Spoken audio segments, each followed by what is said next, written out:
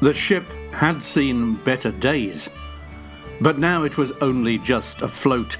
Far more passengers now called it home than ever had before, crowding the decks with all their raucous human needs.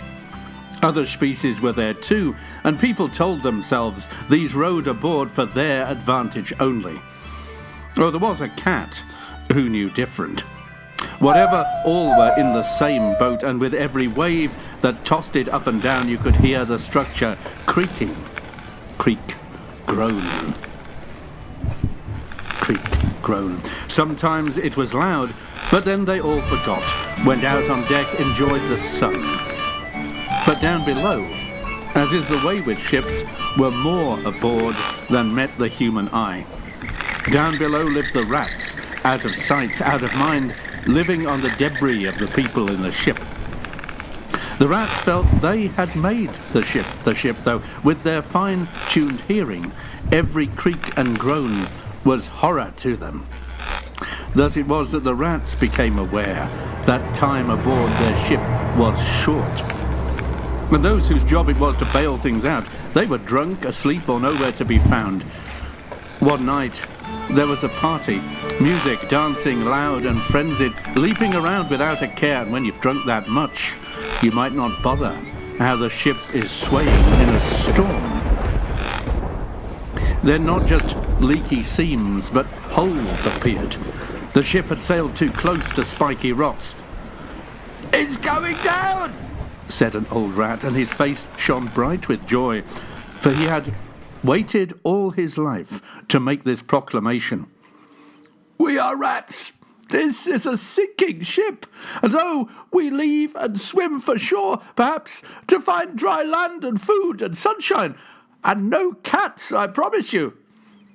Now, leave the ship and all upon it, let them drown and all be lost. What can they do for us?" These words seemed good to all who heard them, young and old. Some ran up the stairs to find a porthole to leap out of when... Stop! A rat, neither young nor old, neither fat nor threadbare, squealed. "This is our ship. We can save it. I've heard that story too, but there's a different ending.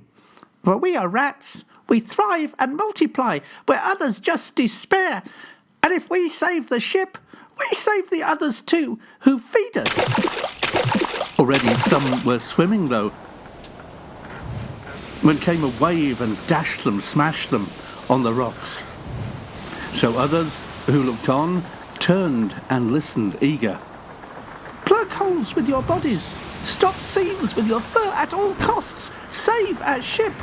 This is our ship, though none believe it." Now, rats can change direction fast, like lightning, and when the thunder rolled, they did. They packed together in the holes to try to stop the freezing water. They pushed their furry sides against the leaking seams, ran up to the decks where, as the sails were about to rip free, they stood on each other's shoulders and tied to hold them firm. The people, well, they lay abed, incapable with drink. Some washed overboard, never seen again. Yet still the storm-tossed ship sank deeper in the water, for the rats' accomplishments, though costly, seemed too little, too late. And so it was for many, rats and cats and people too, when came a jolt, a grind. The storm died down for just about and only just. The ship had reached a shore. The rats had saved, not left, the sinking ship. Perhaps now all was well.